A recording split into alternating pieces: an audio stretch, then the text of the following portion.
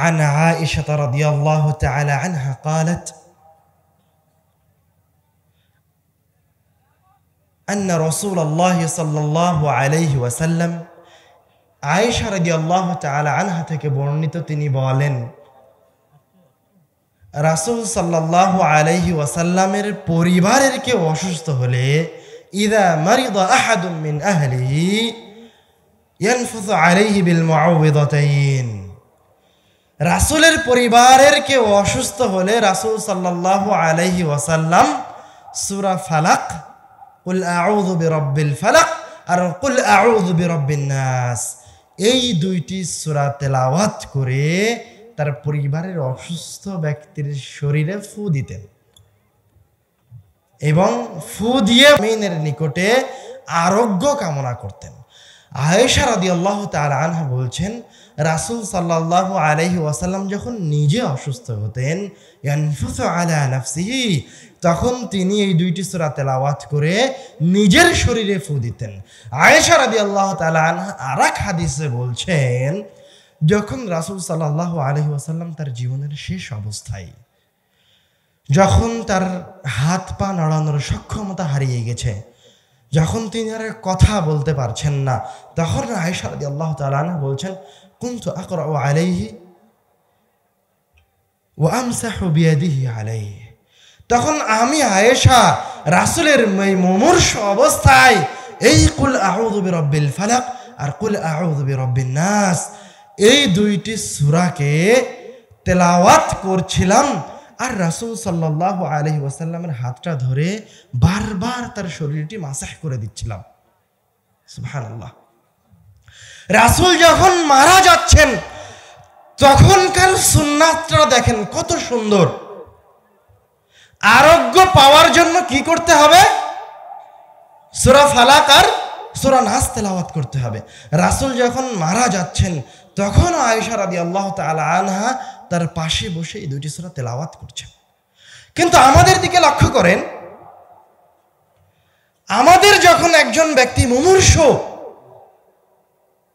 কেউ তার পাশে গিয়ে একটু কোরআন তেলাওয়াত করে না। আইসিইউতে পড়ে আছে কেউ তার পাশে গিয়ে একবার নাস ফালাক ইখলাস পড়ে না। কোন হতভাগা জাতি আমরা! সবার এই সূরা মুখস্থ আছে কিন্তু জানে না যে এই সূরাটাকে কোন জায়গায় ব্যবহার করতে হবে। যখন আমরা এই সুন্নাত থেকে দূরে সরে গেছি, যখন আমরা আর আমাদের অসুস্থ ব্যক্তির জন্য নাস ফালাক পড়ি না, যখন আমরা আর আমাদের মুমূর্ষ ব্যক্তির পাশে কোরআন তেলাওয়াত করি না, তখন শয়তান এই জায়গাটাকে, এই ইবাদতটাকে, এই সুন্নাতটাকে বিকৃত করে বেদাতে নিয়ে চলে গেছে। কিভাবে বেদাতে নিয়ে গেছে আবার দেখেন। মানুষ অসুস্থ, মরে মরে, কেউ কোরআন তেলাওয়াত করে না, অথচ যখন মারা গেছে, তার জান চলে গেছে, রূহ কবজ করে নেওয়া হয়ে গেছে, মৃত লাশ বাড়ির উঠানে পড়ে আছে, এবার 10-15 জন ঘিরে তার পাশে বসে কোরআন তেলাওয়াত করছে। টাটকা বেদাত, অথচ এর কোনো দলিলই নাই, ভিত্তিই নাই। কোরআন তেলাওয়াত ছিল মানুষ জীবিত থাকা পর্যন্ত। যতক্ষণ মানুষ জীবিত আছে ততক্ষণ পর্যন্ত কোরআন তেলাওয়াত। মানুষ মারা যাওয়ার পরে তো তার পাশে কোরআন তেলাওয়াত করে করে আবার কিভাবে 40 দিন পর আবার তার জন্য কোরআন খতম হয়। আপনি বুঝতে পারেননি শয়তান আপনাদের জন্য আপনাদের ইবাদতকে কিভাবে বিকৃত করে দিয়েছে। কথা কি আমার বুঝতে পারছেন? সুন্নাতকে ছেড়ে দিয়েছেন। কোরআন তো বাস্তবেই মহান কিতাব, কোরআন তো বাস্তবেই অনেক কিছু করতে পারে, কোরআন তো বাস্তবেই জান্নাতে নিয়ে যেতে পারে। তার উজ্জ্বল দৃষ্টান্ত তো আমরা দেখলাম। আয়াতুল কুরসি 5 ওয়াক্ত সালাতের পরে পড়েন, আয়াতুল কুরসি আপনাকে জান্নাতে নিয়ে যাবে। কুল হুয়াল্লাহু আহাদ সূরা পড়েন, আল্লাহু আহাদ, এই সূরা আপনাকে জান্নাতে নিয়ে যাবে। কিন্তু যখন আপনি এই সুন্নাতকে ছেড়ে দিয়েছেন তখন শয়তান এসে আশ্রয় গ্রহণ করেছে, এই ইবাদতকে, এই সুন্নাতকে বিকৃত করে দিয়েছে, দিয়ে আপনাকে কিসের ভিতরে ঢুকিয়েছে? বেদাতের মাঝে ঢুকিয়েছে। দ্রুত এই বিদআত থেকে বের হয়ে আসতে হবে, কোরআন শিক্ষার দিকে এগিয়ে আসতে হবে। আল্লাহ রাব্বুল আলামিন যেইভাবে কোরআনের শিক্ষা দিয়েছেন, যেইভাবে শিখিয়েছেন, যেইভাবে এই সূরাগুলিকে তেলাওয়াত করতে বলেছেন, সেইভাবে তেলাওয়াতে আসতে হবে। আমরা এর চেয়ে আরো গুরুত্বপূর্ণ একটা হাদিসে আসি। عن عقبة بن عامر رضي الله تعالى عنه قال قال رسول الله صلى الله عليه وسلم রাসূল সাল্লাল্লাহু আলাইহি ওয়াসাল্লাম বললেন, ইকরাউল কুরআন, তোমরা কোরআন তেলাওয়াত করো, ফাইন্নাহু ইয়াতি ইয়াউমাল কিয়ামাতি শাফিআন লিআসহাবিহি, কেননা কোরআন কিয়ামতের দিন তোমাদের জন্য শাফাআত করতে আসবে। শুধু শাফাআত করতে আসবে না, নয়, আরো বড় শক্তি আসছে। ইকরাউজ যাহরাওয়াইন, তোমরা উজ্জ্বল শক্তিশালী দুইটি সূরাকে তেলাওয়াত করো। উজ্জ্বল শক্তিশালী দুইটি সূরা কি? আল বাকারা ওয়া সূরাত আল ইমরান। তোমরা সূরা বাকারা আর সূরা আল ইমরান তেলাওয়াত করো। ফাইন্নাহুমা তাতিয়ান ইয়াউমাল কিয়ামাতি কাআন্নাহুমা গামামাতান, কেননা এই দুইটি সূরা কিয়ামতের দিন আকৃতি ধারণ করে আসবে। তাদের আকৃতি কেমন হবে? কাআন্নাহুমা গামামাতান, তাদের আকৃতি হবে দুইটি মেঘখণ্ডের মতো। আও কাআন্নাহুমা গায়ায়াতান, অথবা তাদের আকৃতি হবে দুইটি সামিয়ানার মতো। আও কাআন্নাহুমা ফিরকান মিন তায়রিন সাওয়াফ, অথবা তাদের আকৃতি হবে ডানা মেলে উড়তে থাকা দুই ঝাঁক পাখির মতো। কিন্তু তারা কিয়ামতের দিন আপনার জন্য যে সূরা বাকারা আল ইমরান তেলাওয়াত করেছে তার জন্য উপস্থিত হবেই হবে। উপস্থিত হয়ে কি করবে?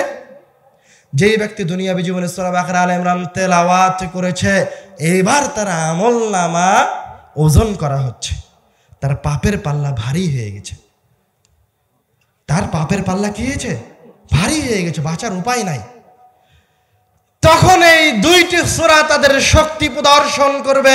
তুহাজ্জানি আন আসহাবিহিমা, যারা দুনিয়াবী জীবনে এই দুইটি সূরাকে তেলাওয়াত করেছে, এই বিপদগ্রস্ত ব্যক্তির জন্য, এই বিপদগ্রস্ত ব্যক্তির পক্ষ নিয়ে সরাসরি মহান রব্বুল আলামিনের সামনে দাঁড়িয়ে যাবে।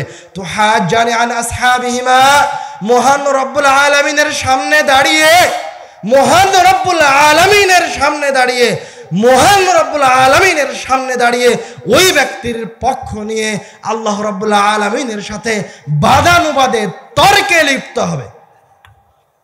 এবং তর্ক করতে করতে এক সময় ওই ব্যক্তিকে সূরা বাকারা আল ইমরান জান্নাতে নিয়ে চলে যাবে।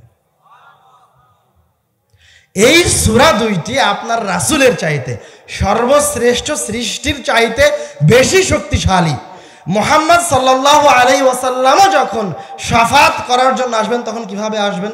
আগে অনুমতি নেবেন, অনুমতি নিয়েও হবে না, তারপরে মহান রব্বুল আলামিনের দরবারে সিজদায় লুটিয়ে পড়বেন, আকুতি মিনতি করবেন, তারপরে তাকে শাফাতের অনুমতি দেওয়া হবে। আর সূরা বাকারা আল ইমরান ডাইরেক্ট মহান রব্বুল আলামিনের মুখামুখি দাঁড়িয়ে যাবে। কোরআন ডাইরেক্ট মহান রব্বুল আলামিনের মুখামুখি দাঁড়িয়ে আপনার জন্য লড়াই শুরু করবে, হুজ্জাত পেশ করবে আপনাকে জান্নাতে নিয়ে যাওয়ার জন্য। রাসূল সাল্লাল্লাহু আলাইহি ওয়াসাল্লাম বলছেন, আল কুরআন হুজ্জাতুন লাকা ওয়া আলাইকা, হয় কোরআন তোমার পক্ষে সাক্ষী দিবে, অথবা কোরআনুল কারীম তোমার বিপক্ষে সাক্ষী দিবে কিয়ামতের দিনে। তুমি যদি আজকে কোরআন তেলাওয়াত না করো, তাহলে কিয়ামতের দিন কোরআনুল কারীম তোমার বিপক্ষে সাক্ষী দিবে। আর যদি কোরআন তেলাওয়াত করো, তাহলে কিয়ামতের দিন তোমার পক্ষে সাক্ষী দিবে। আমাদের আলোচনার গুরুত্বপূর্ণ শেষ হাদিসে আসি। عن عقبة بن عامر رضي الله تعالى عنه قال خرج رسول الله صلى الله عليه وسلم ونحن في الصفة, রাসূল সাল্লাল্লাহু আলাইহি ওয়াসাল্লাম তার বাড়ি থেকে বের হলেন, আর আমরা সাহাবীরা মসজিদে নববীর বারান্দায় বসে আছি। আমাদের কাছে এসে রাসূল সাল্লাল্লাহু আলাইহি ওয়াসাল্লাম বললেন, আইয়ুকুম ইউহিব্বু আন ইয়াগদু কুল্লা ইয়াউমিন ইলা বুদহান আও ইলা আকিক, তোমাদের মাঝে কি এরকম কেউ আছে যে প্রত্যেক দিন বুদহান অথবা আকিক নামক বাজারে যাবে, বাজারে গিয়ে ফ্রিতে উঁচু কোচ বিশিষ্ট দুইটি উটনি নিয়ে আসবে? এবার সাহাবায়ে কেরামরা খুব খুশি হয়ে গেছে রাসূল সাল্লাল্লাহু আলাইহি ওয়াসাল্লামের এই অফারে। সবাই বলছে কুল্লুনা নুহিব্বু যালিকা ইয়া রাসূলুল্লাহ, আমরা তো সকলেই চাই, বলেন আপনি কি করা লাগবে। এবার রাসূল সাল্লাল্লাহু আলাইহি ওয়াসাল্লাম বলছেন আফালা ইয়াগদু আহাদুকুম ইলাল মসজিদ ফায়ালামা আও ইয়াকরা আয়াতাইন মিন কিতাবিল্লাহ খায়রুন লাহু মিন নাকাতাইন।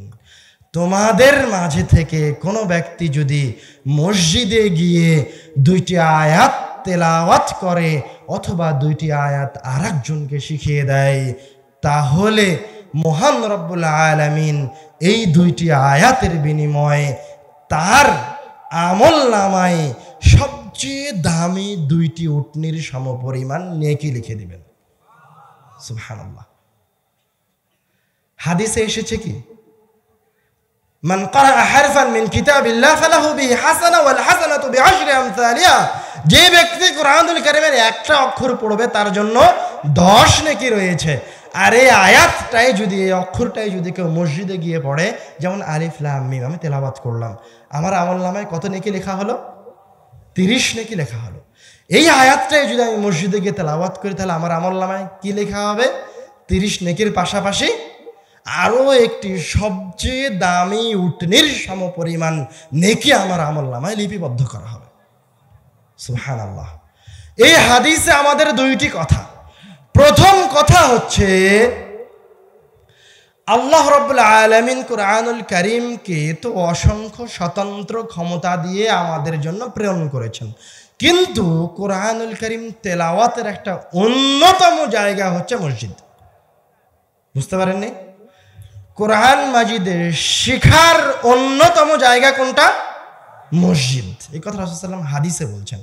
এবং শুধু অন্যতম জায়গা নয়, মসজিদে গিয়ে কোরআনুল কারীম শিখার জন্য আল্লাহ রাব্বুল আলামিন আলাদাভাবে নেকি সওয়াব নির্ধারণ করে দিলেন। আর মসজিদের আরেকটা ব্যবহার হচ্ছে 5 ওয়াক্ত সালাত ছাড়া, জুমার খুতবা ছাড়া মসজিদের আরেকটা কাজ কি? মসজিদে কোরআনুল কারীম শেখানো হবে। আমি যখন মিশরে গেছি, মিশরে গিয়ে দেখছি এখনো একটা মসজিদ আছে, যেই মসজিদ সাহাবীর আমলে নির্মাণ করা হয়েছে। আমর ইবনুল আস যখন আফ্রিকা জয় করার জন্য আসলেন, তখন তিনি মিশর দিয়ে ঢুকেছেন। মিশর হচ্ছে আফ্রিকার দরজা। উনি মিশর জয় করে আফ্রিকার দরজা উন্মুক্ত করে জয় করার পর সর্বপ্রথম যে কাজটা করলেন সেটা হচ্ছে উনি একটা মসজিদ নির্মাণ করলেন মুসলমানদেরকে শেখানোর জন্য। কার আদর্শ অনুসরণ করে? মুহাম্মদ সাল্লাল্লাহু আলাইহি ওয়াসাল্লামের আদর্শ অনুসরণ করে। মুহাম্মদ সাল্লাল্লাহু আলাইহি ওয়াসাল্লাম হিজরত করে মদিনায় এসে কারো ঘরে মেহমানদারির আগেই কি করলেন? আগে মসজিদের জন্য জায়গা নির্ধারণ করলেন, যেখানে মানুষকে কোরআন শেখানো হবে। তাহলে স্পষ্ট বোঝা যাচ্ছে মসজিদ হচ্ছে কোরআনুল কারীম শেখানোর অন্যতম জায়গা। যেই জায়গায় মানুষকে, যেই জায়গায় মুসলমানকে কোরআনুল কারীম শেখানো হবে, যেই জায়গায় গিয়ে মানুষ কোরআনুল কারীম শিখবে। অথচ আমাদের পাড়ায়, আমাদের এলাকায়, আমাদের জেলায় এই রকম অসংখ্য মসজিদ রয়েছে যেগুলিতে মক্তব নাই, যেগুলিতে কোরআনুল কারীম শিক্ষার ব্যবস্থা নাই।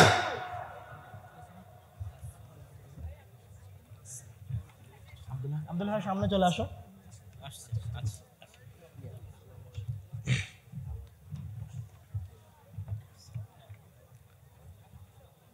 আমরা বলছিলাম কোরআনুল কারীম অবতীর্ণ করা হয়েছে, তার অসংখ্য বৈশিষ্ট্য দেওয়া হয়েছে, তার অসংখ্য ফজিলত দেওয়া হয়েছে, কিন্তু এই কোরআনুল কারীম শেখানোর জন্য একটা জায়গা, বিশেষ জায়গা নির্ধারণ করা হয়েছে, তার নাম মসজিদ। আর মসজিদের একটা বিশেষ কাজ হচ্ছে মসজিদে কোরআন শিক্ষা ব্যবস্থা থাকবে। মসজিদে বাধ্যতামূলক কোরআন শিক্ষার ব্যবস্থা থাকতে হবেই হবে। আমাদের এলাকার, আমাদের পাড়ার, আমাদের সমাজের যে মসজিদগুলিতে কোরআন শিক্ষার ব্যবস্থা নাই, সেই মসজিদগুলিতে যে কোনো মূল্যে, যে কোনো উপায়ে, যে কোনোভাবে আপনাদের ইমানি দায়িত্ব এই মসজিদগুলিতে কোরআনুল কারীম শিক্ষার ব্যবস্থা করা। যদি কোন সভাপতি, যদি কোন দায়িত্বশীল রাসূল সাল্লাল্লাহু আলাইহি ওয়াসাল্লামের এই কথা শোনার পরে এই মসজিদে মক্তবের ব্যবস্থা না করতে পারে, কোরআন শিক্ষা ব্যবস্থা না চালু করতে পারে, তাহলে তাকে স্বেচ্ছায় ইস্তফা দিতে হবে। আর যদি ইস্তফা না দেয় তাহলে আপনাদের ইমানি দায়িত্ব তাকে ওই মসজিদের দায়িত্ব থেকে অপসারণ করাতে হবে। যে কোনো মূল্যে, যে কোনো উপায়ে কোরআন শিক্ষা ব্যবস্থা প্রত্যেকটা মসজিদে থাকতে হবে। কোরআনুল কারীম শিক্ষা ব্যবস্থা নিয়ে যেই উদ্দেশ্যকে সামনে রেখে আমরা এই হাদিসটি বললাম, সেটা হচ্ছে এই দ্বীনের, এই ধর্মের সকল কিছু এই কিতাবের উপর নির্ভরশীল। প্রত্যেক সন্তানকে, প্রত্যেক ব্যক্তিকে কোরআনুল কারীম শিখতেই হবে।